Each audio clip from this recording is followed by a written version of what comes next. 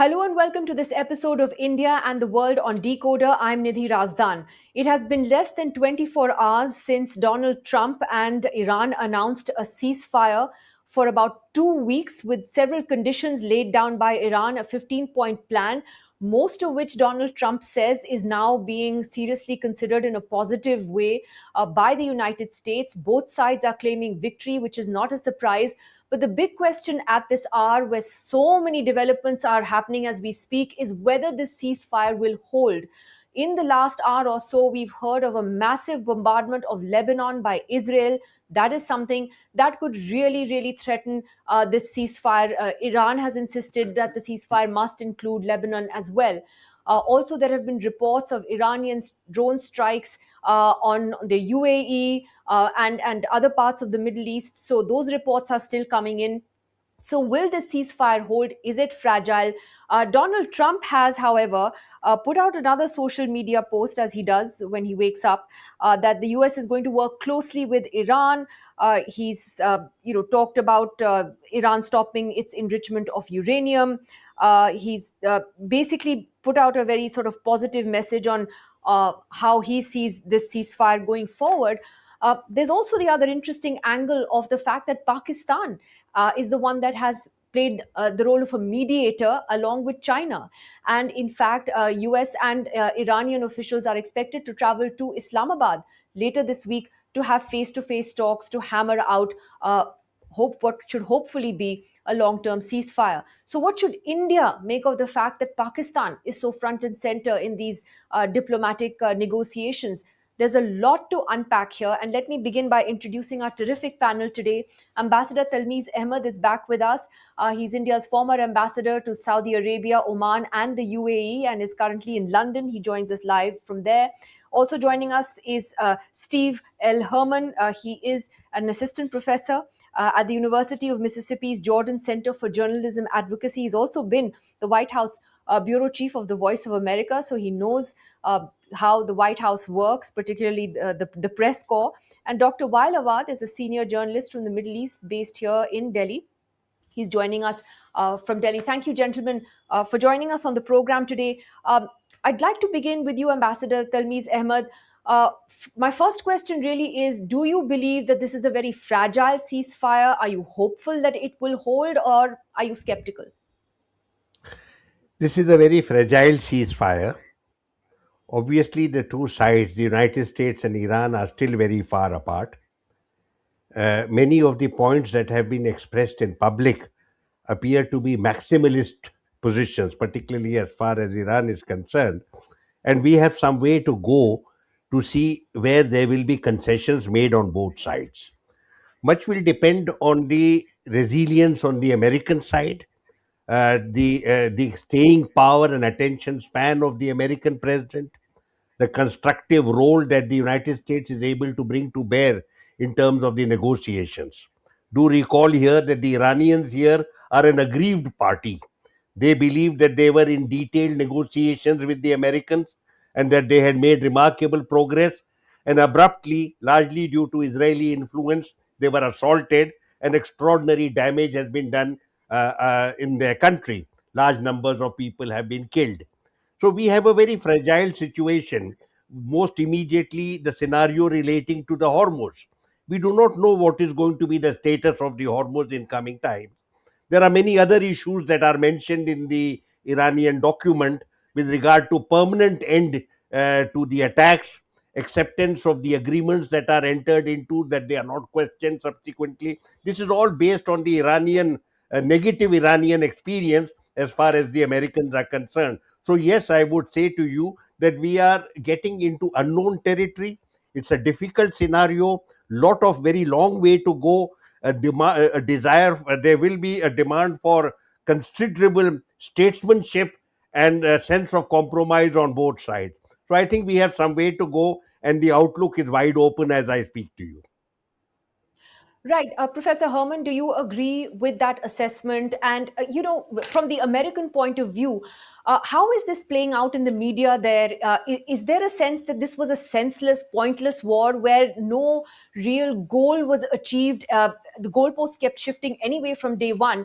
But I mean, the Hormuz Strait was open without any fee being paid by anybody to transport oil. And today the Iranians are talking about, possibly charging everybody money to take their oil tankers through. So, what was the end game? That's a great question, right? And even those who strongly supported Donald Trump previously, some of the influencers and bloggers and other media figures are questioning what was really achieved here. And they're even going beyond that, saying that Donald Trump is no longer fit to be in office. However, the majority of Republican lawmakers on Capitol Hill in Washington are staying silent. But we know behind the scenes, they are puzzled, they are infuriated, they believe this does further damage to their party in the upcoming crucial midterm elections for congressional seats. There is, except for perhaps the so-called Secretary of War, the Defense Secretary Peter Hegseth, there are not a lot of public voices in or outside of the administration who are really calling this some sort of victory for the United States, except for Donald Trump. And do you believe that this ceasefire will hold, even this temporary one, for the next 2 weeks?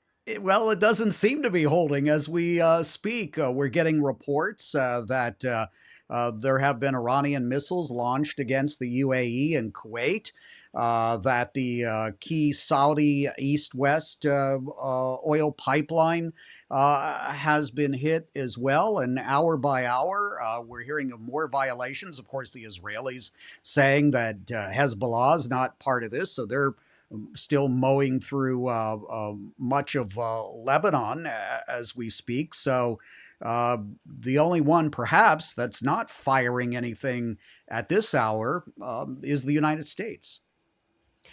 Dr. Wailawad, I just wanted to understand from you how this could possibly play out in Iran. We actually saw a more hardline statement emerging from the Iranians today, as well as perhaps a more moderate one from the current government on the ceasefire itself. So perhaps that also reflects that there isn't simply one line of thinking with Iran on what to do next.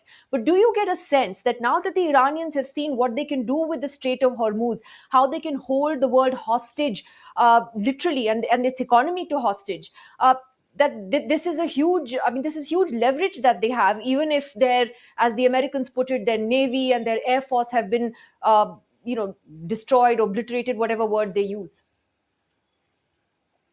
Well, look, the geopolitical importance of Iran, no one can ignore it. Whether it is the United States, whether it is for China, whether it is for Russia, everybody knows that this is the place where everybody required the corridors, north-south corridors, and China's Xi Jinping BRI, and India also, and everybody speak of the importance of Iran being the third largest reservoir of oil in the world, and the American lust for oil has been in Venezuela and now in Iran. And as the president of the United States keep on saying that he is going to grab the Iranian oil, then he said, I will not let the Iranian take the Strait of Hormuz. I will start taking control and charge the people. So all that give you an indication the war is beyond its original outreach. It is becoming a global war.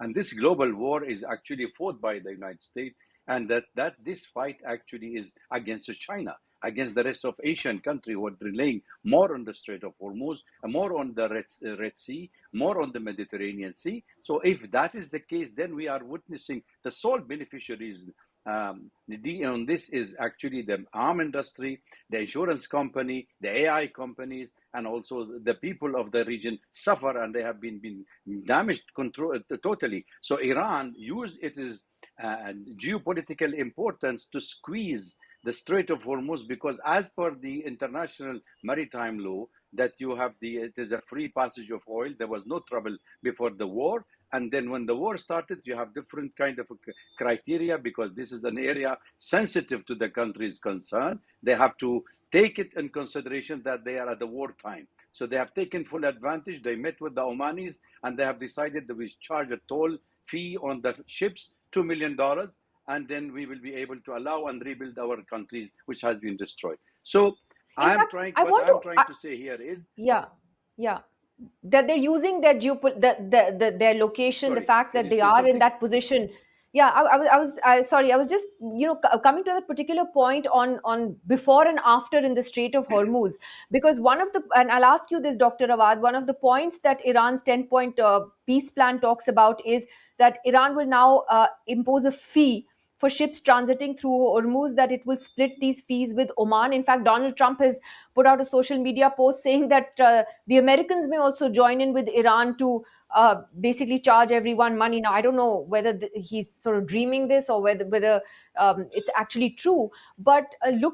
look at we were better off before, all of us. Well, I think let me tell you, Nidhi, something which has not been talked about. America has given 15 points and Iran have given 10 points. None of these points both the sides have agreed upon, by the way. It's just that last minute deal was with the Pakistanis, with the American, with the Chinese involvement, that a ceasefire, complete ceasefire, cessation of activities, all the countries and allies of Iran, including the opening of the Strait of Hormuz. That means you have come back to square one, to sit down across the table on Friday and discuss the modality, how to agree, how to converge this 25 point together and agree on it.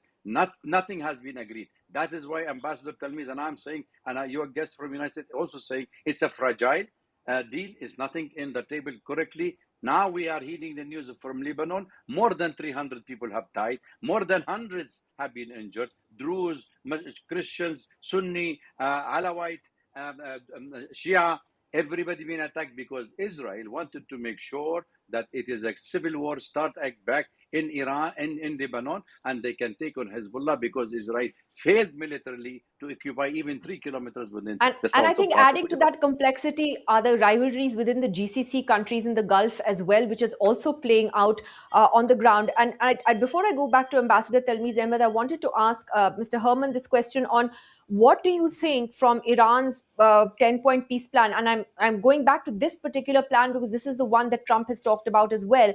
What is realistic, that would work here? Trump claims that they're going to give up enriching uranium. Do you really believe that? Do you really see now that all countries will have to pay a steep fee for transporting fuel through the Strait of Hormuz? Also, end to Israeli strikes in Lebanon is one of the points. We're already seeing that unravel. How worried are you that Israel is the X factor here that could see this entire ceasefire collapse? I think the real X factor here is what Donald Trump decides to accept on paper and what he posts on social media and what he tells to reporters. That may be very different than the reality of anything that's actually implemented. But Donald Trump is looking for a way out of this. He created this huge mess. I think he knows it, and people around him know it. And he's got to somehow be able to proclaim mission accomplished. And then what happens after that, to Donald Trump really doesn't matter. He's never been a person about details. It's about creating the initial deal and getting positive publicity and patting himself on the back. This is much different than launching Trump wines or Trump steaks, right?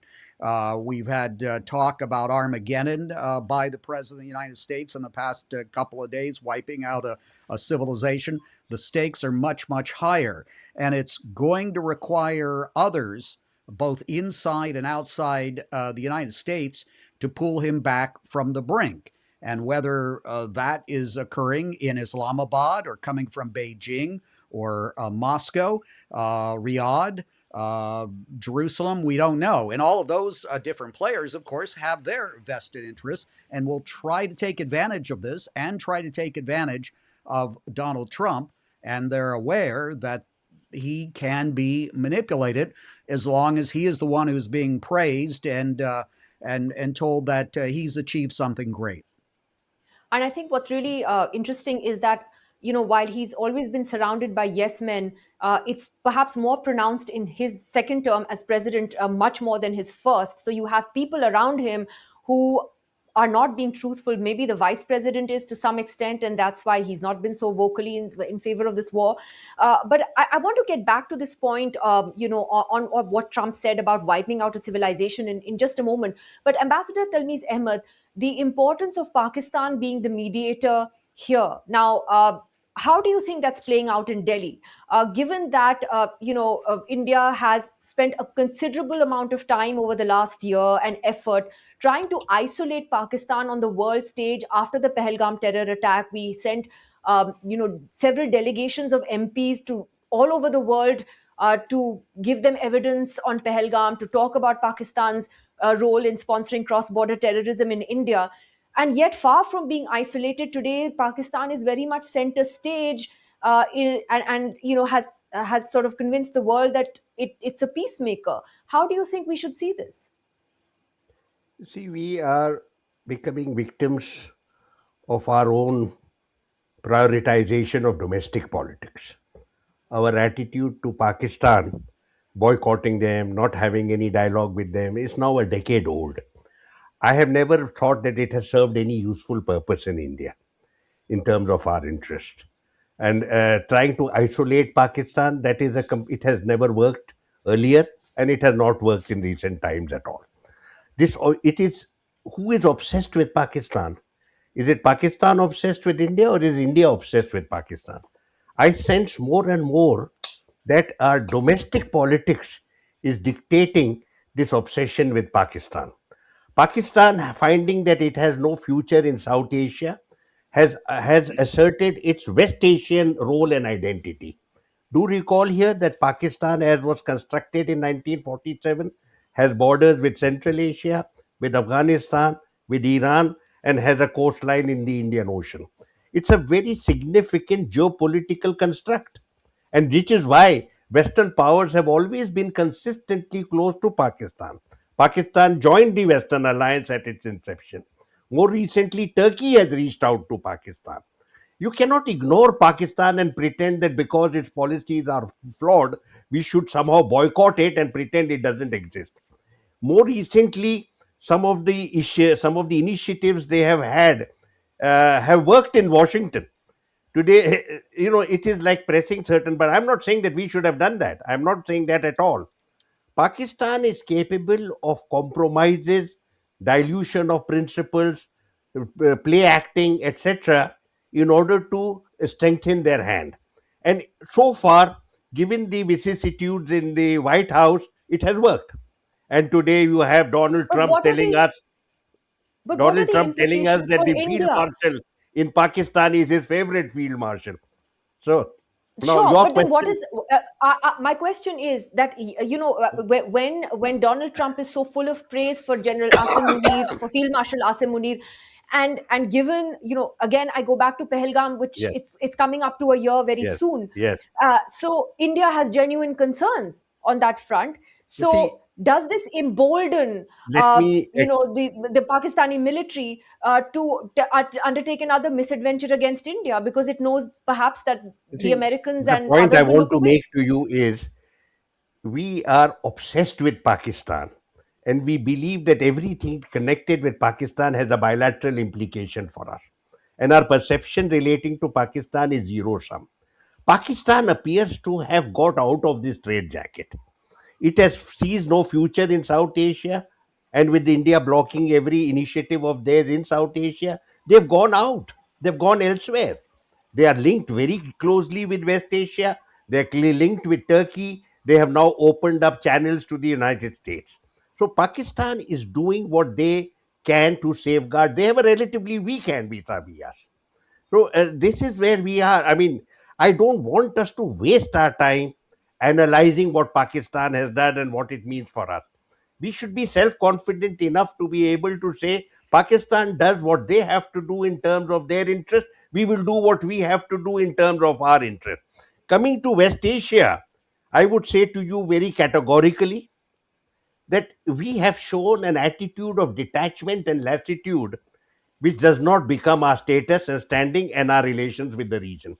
We have functioned over the last 2.5 years as if the fire that has been burning across West Asia does not matter to India.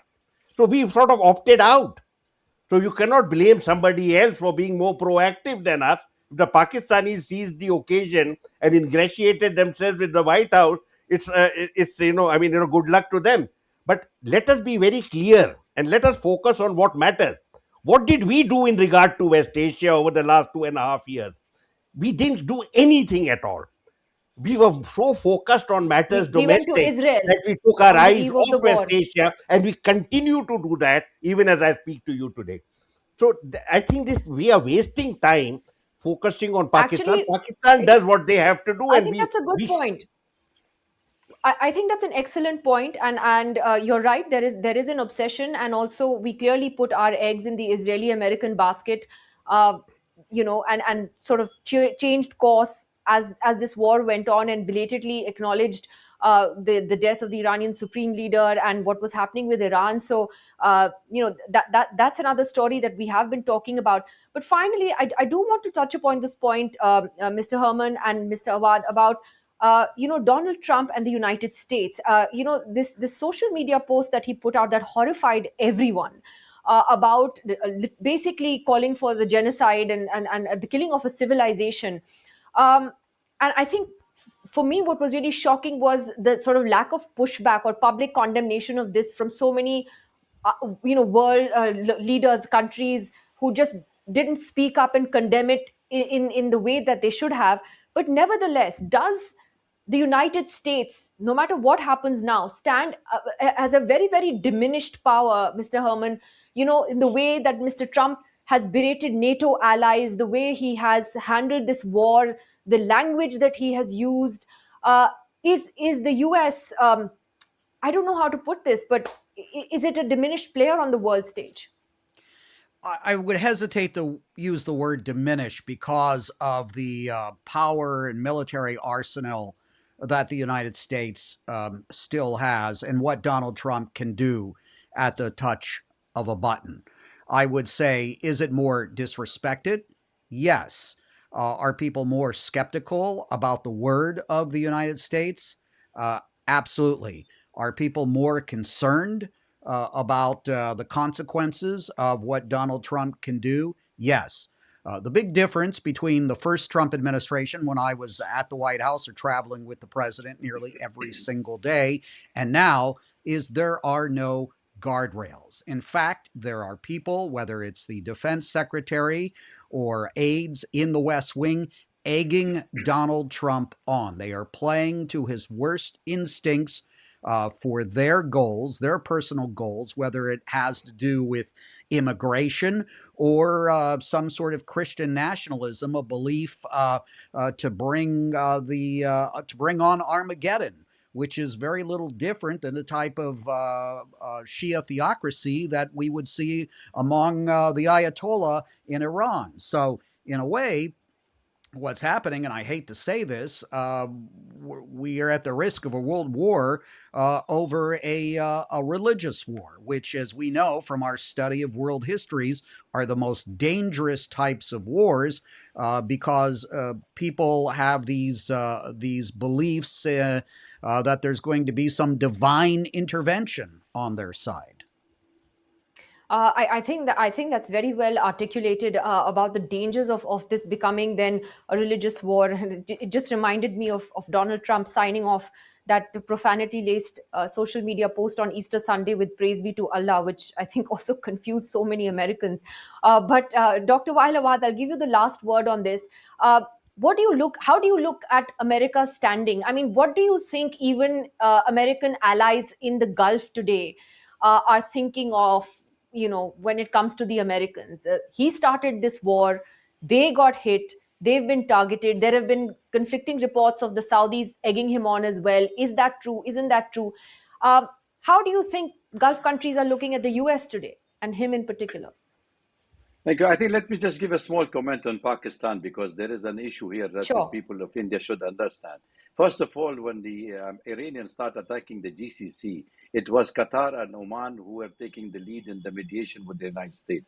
Now, these countries being under attack, they were out of the equation that the United States looking for any other partner. So they found their lost or their aspiration with Pakistan because Pakistan have a good relation with the United States, with Iran, and with the rest of the country, and they have a strategic ties with Saudi Arabia. So therefore, their involvement is one of the stakeholders. They might have taken advantage. They may be in a strong position to use the media and promote themselves, and they have been successfully doing so. So that's why the choice of Pakistan. But lately, when they brought the Chinese into the picture, and the Chinese were able to convince Iranian to go for the ceasefire, I think that is the diplomatic advantage of Pakistan being involved.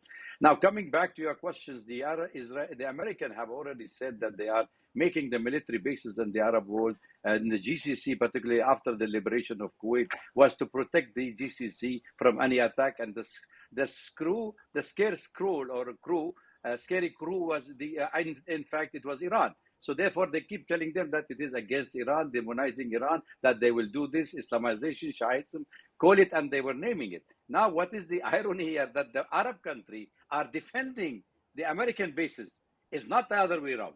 American bases came under attack, and they were unable to defend the American. Now the Arab countries are defending the American bases. And by the way, none of the Arab countries wanted this war to be there, right? So they told the American, please do not use your military bases. American president went out of his contest, and he used the military bases without the consent of the Arab countries. That is why the picture is so complicated, that the wanted ultimatum goal for the United States and Israel is to make sure that the Shia-Sunni fight, that's the ultimatum, that if you bring the direct confrontation between the GCC and Iran-Persia, then you are putting the long-haul war between the two, and America can take money from both, sell arms for both, and Israel can expand, and Syria, Lebanon, and all these countries. So therefore, in direct involvement, till now, they avoided the direct involvement, despite that being beaten badly by the Iranian. And I believe the Iranian crossed even lots of red lines by attacking the installation there. Absolutely. So I think the quagmire, they have dragged the Arab country into this by the American. I think the president of the United States is shooting his own feet. He is bringing down the American empire. If everybody's saying, I mean, the Right. respect that we have for the United States has gone out of control. I mean, Absolutely. everybody aspirated for the US, and just imagine the president with the crude performance calibrated to the scroll, the way he was saying this language. Even I know I heard his voice in 1987 abusing Khomeini. I didn't mind. He was not in the power, but being a president, it's a shameful. Absolutely. And the impact of this war is going to be felt for a very long time, even if this ceasefire does hold and does turn into something more permanent. A lot to unpack and unravel over the next few days and weeks. Thank you very much to all of you for joining us on DeKoder today on this very, very big story. Thank you. And we'll be back with much more analysis next week. Do join us then.